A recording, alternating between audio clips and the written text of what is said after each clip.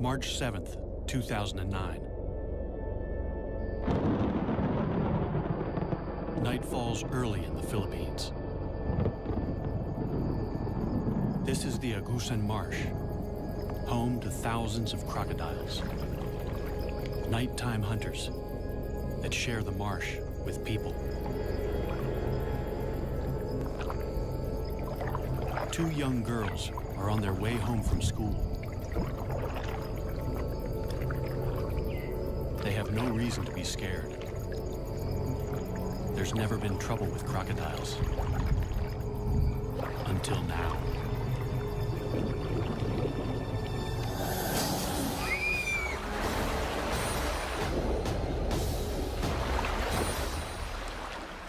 Only one girl survives. Hindi mabuti. Nung unang araw, We used to see them, but they didn't attack anybody. Hindi kanya. Attacking people, that's recent. Ngayon lang yung nangyari na mayroong inatake. Something has changed in the Agusan Marsh. A crocodile has gone rogue. And those who've lived to tell the tale say it's an absolute giant. A 6-meter monster, unlike anything ever seen in the swamp before. And they want it caught.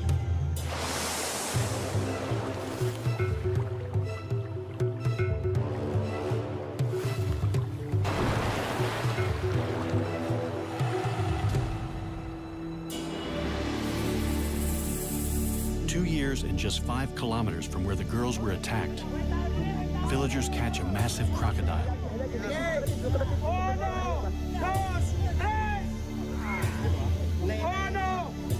They hope it's the killer.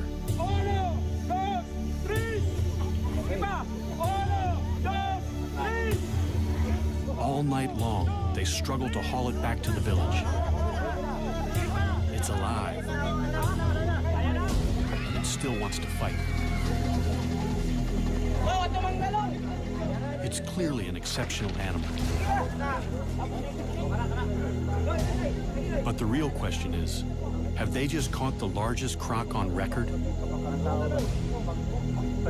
And will that finally bring an end to 2 years of terror? The Agusan Marsh lies on the island of Mindanao in the southern Philippines. It's an almost pristine wetland the size of the city of Chicago. At the southern end lies Lake Mihaba. The enormous network of lakes, rivers, and marshland is an ideal habitat for crocodiles. People live here for the same reason as the crocs. The fishing is good. Some build their houses floating right on the water.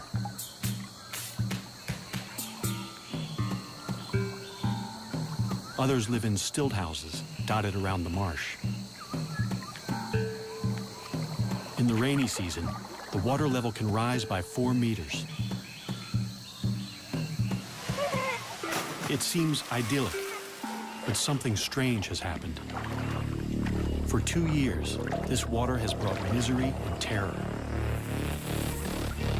A massive crocodile stalked the villagers. It ripped their precious water buffalo to shreds before their eyes.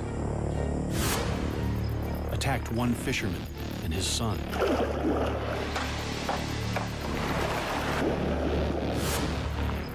And snatched another man from his boat to eat him alive. But it all started with the attack on the schoolgirls on Lake Mihaba, in the heart of the marsh.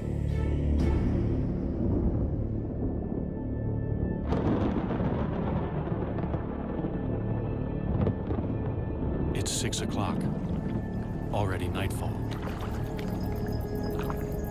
11-year-old Marina Ruiz and her friend Echel Rodrigo are heading home from school. Fisherman Roy Dagas follows right behind.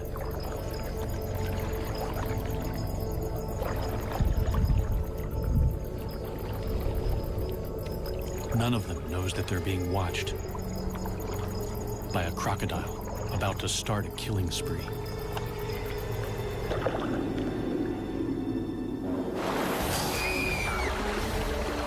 Sitting up front, Rowena never sees it coming.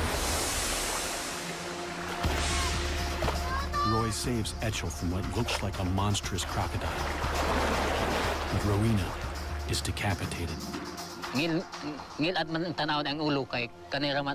Seeing her head in the crocodile's mouth was disgusting. Later on, we found her body covered with banana leaves. It was really smelling bad. Rowena's dugout canoe still bears the scars of the attack. This is Rowena's boat, and these are the bite marks left by the crocodile. Here, here, and here. What kind of monster can bite through solid wood? The culprit is a saltwater crocodile, or salty. They're the largest of all living crocodilians, typically reaching 4 to 5.5 meters. Salties prefer freshwater, but can live in the sea because they're able to excrete salt through special glands. They've spread thousands of kilometers across the ocean to colonize lands from India to Australia.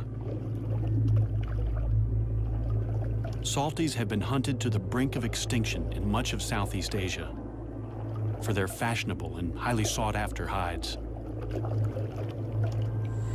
They also have the strongest bite of any animal.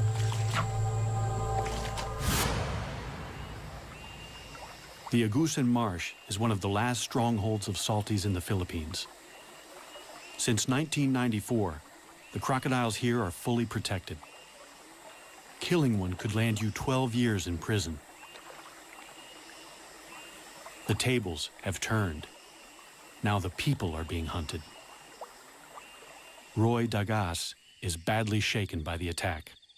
I was afraid that Rowena's parents would blame me for her death and kill me, since I was the one who picked her up. With a rogue crocodile in their midst, no one feels safe. But they have nowhere else to go. 70% of the people here make their living by fishing. We wouldn't get any work in town because my husband is a fisherman. So we have to stay here in the Agusan Marsh. We have no choice but to stay here. The people who live in the marsh are mostly an ethnic minority known as the Manobo.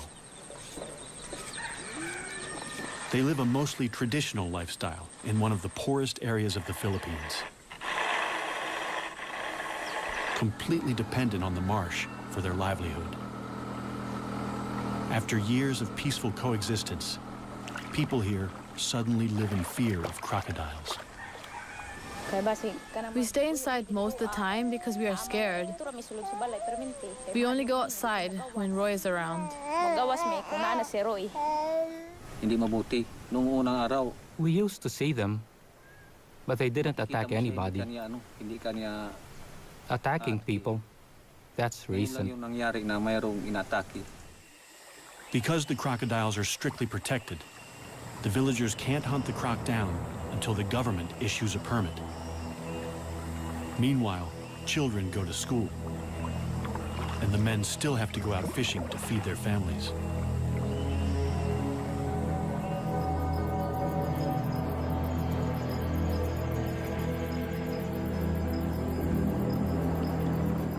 Roy's brother, Rinaldo Dagas, is fishing with his son at their favorite spot in the marsh, right in the beast's lair.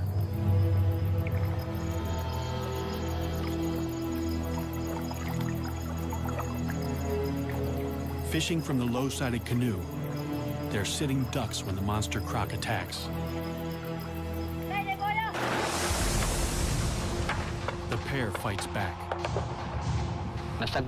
I hit it on the side of its head with my paddle. Then it bit the side of the boat. It was very close. They bolt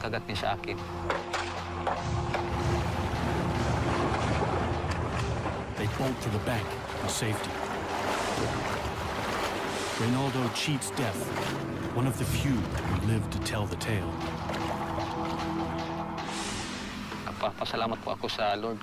I thank the Lord for saving me that night, or I would have been dead meat. Natsambahan, wala na ngayon. Just downriver from Lake Mihaba lies the village of San Marcos, population 1,075. The village has no electricity or running water. It's the main base for the Manobo, including people who live in floating houses and retreat here in the rainy season. Rudy Ayala is the chieftain of this area. Ang pinakadako nga hulga sa buaya. The biggest threat to crocodiles here is the growing number of people moving into the crocodiles' territory, competing with them for food and space. Competition for fish in the lake could be causing the big croc to seek out new food. In San Marcos, it's found a ready supply. The people throw their garbage, including animal carcasses, in the water.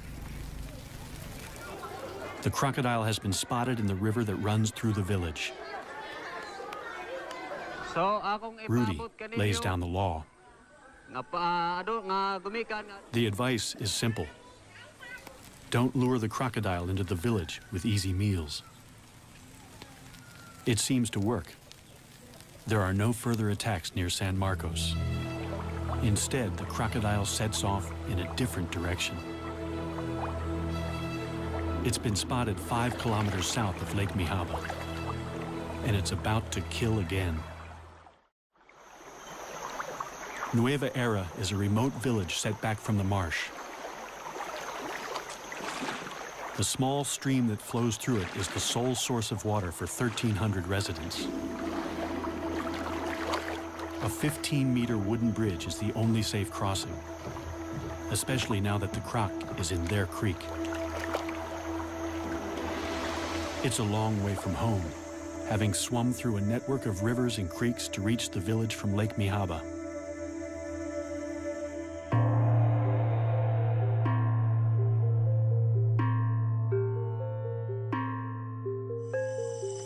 Local farmer Daniel Oxtero has already worked a full day on the land. After dinner, he has to go out fishing, working a double shift to feed a wife and 7 children. He doesn't go far. Fishing near the bridge, he's within earshot of his younger sister. Daisy's house overlooks the creek. Kahit gabi na po ay nagmisda pa rin ang. Even though it was dangerous to be on the creek at night, Daniel had to go fishing so he could buy rice the next day and feed his family. Without knowing it, Daisy hears her brother's final moments. The night that Daniel disappeared, at about 9 p.m., ng gabi. It was dead quiet in the village. I felt like I was the only one awake. Then the dogs started to bark angrily. Mga tahol ng aso, parang galit na galit ang mga aso. And then I heard splashes in the water. Very loud splashes. Malapit sa ilog namin na napakalakas na palo.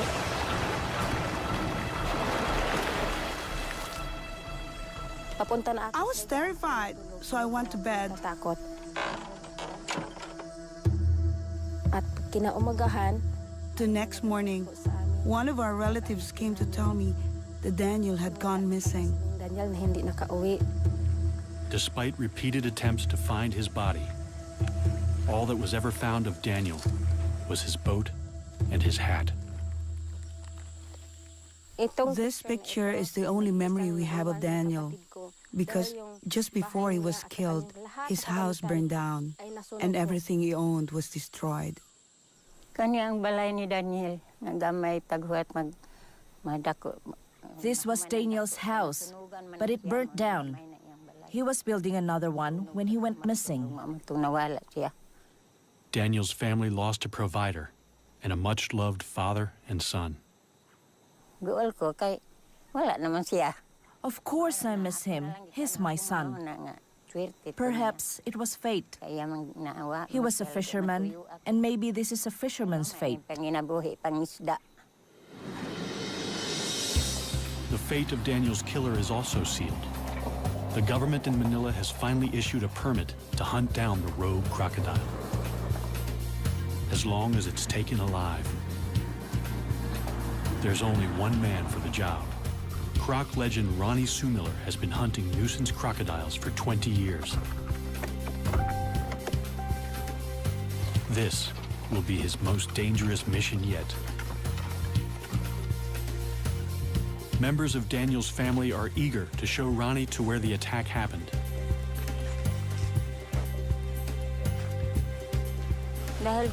I really want them to catch that crocodile because I want to see if it ate my brother.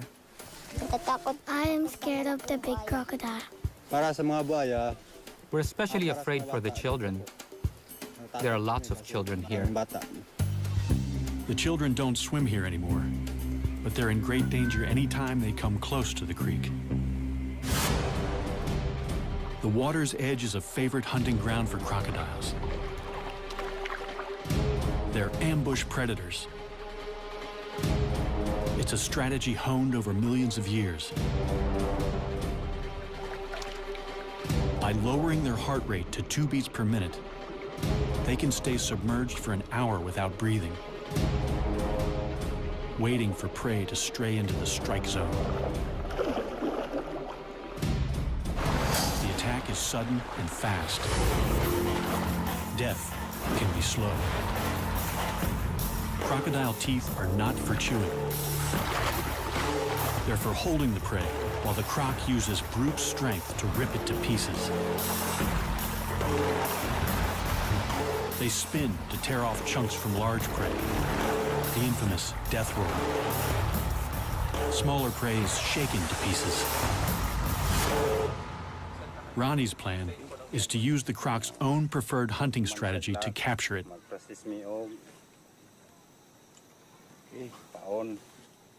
A morsel of chicken suspended just above the water is an irresistible lure. So that's the principle. When it is grabbed by the crocodile, the crocodile will run away and this will close down. This will catch the upper jaw.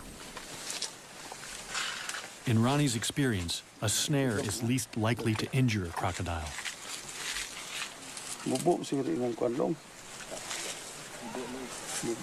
So, this is a hard job because we have to make sure that we have to capture it alive.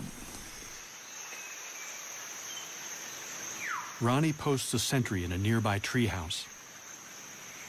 Now, it's a waiting game.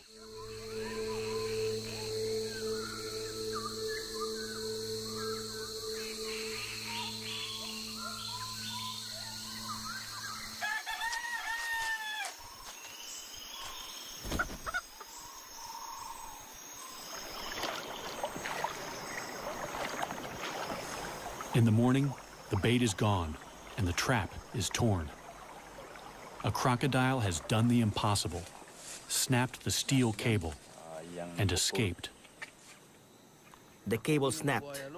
I think we're dealing with a much bigger crocodile than we expected.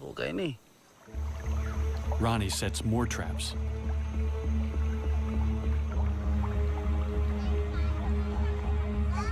For the villagers, it's a terrifying wait. They find trap after trap in shreds. The croc must be huge. 3 weeks later, a trap finally holds.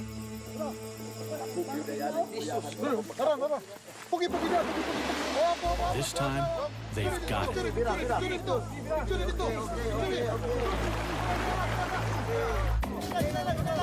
Several dozen men strain in a tug-of-war with a powerful crocodile on the end of their line. The beast is so heavy and so powerful that it takes several hours to haul it in. It's clearly no ordinary crocodile. But it's only when they finally land it that they realize exactly what they're up against. It's immense.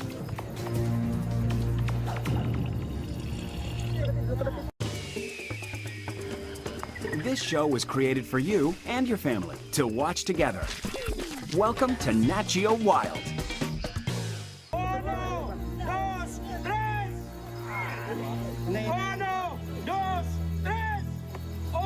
60 people work all night to drag the beast a kilometer and a half back to the village.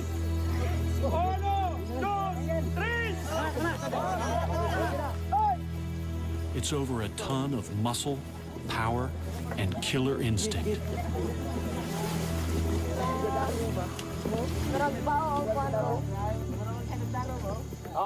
As word spreads that they've caught the killer, more and more jubilant onlookers flock to the creek. Everyone wants to get close to the enormous animal now that he's tied down.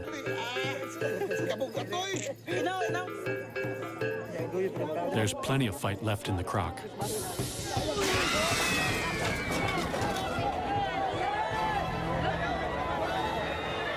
For a moment, everyone's heart stands still. The ropes only just hold. But the hard part is yet to come. They have to transport the enormous reptile 11 kilometers to a purpose-built tourist park at Consuelo, near the main road. The problem is, the road to the park is on the other side of the creek. And the only bridge is far too rickety and narrow. They have to transfer the killer crocodile to a makeshift pontoon and float him across.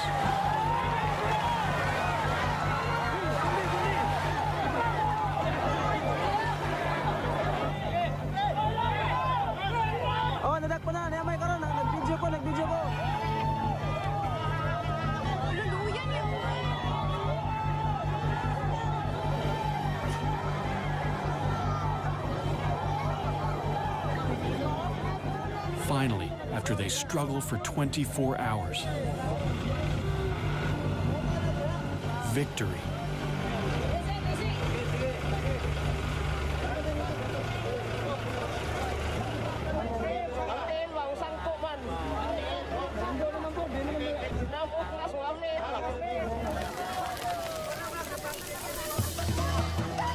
The party goes on deep into the night.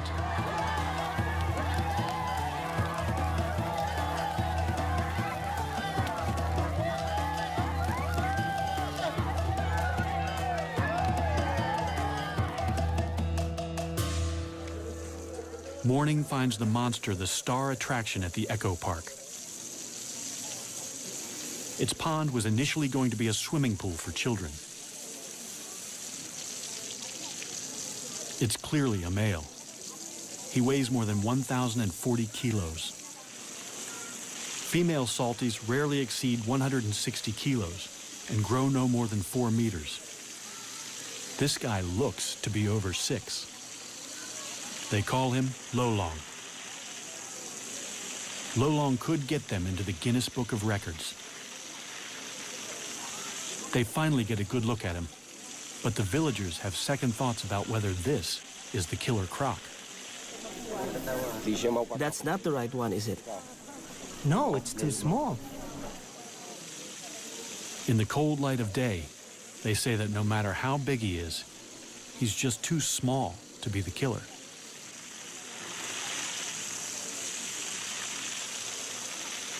Roy Dagas, who was with Rowena when she died, is certain that this is not the croc he saw that night.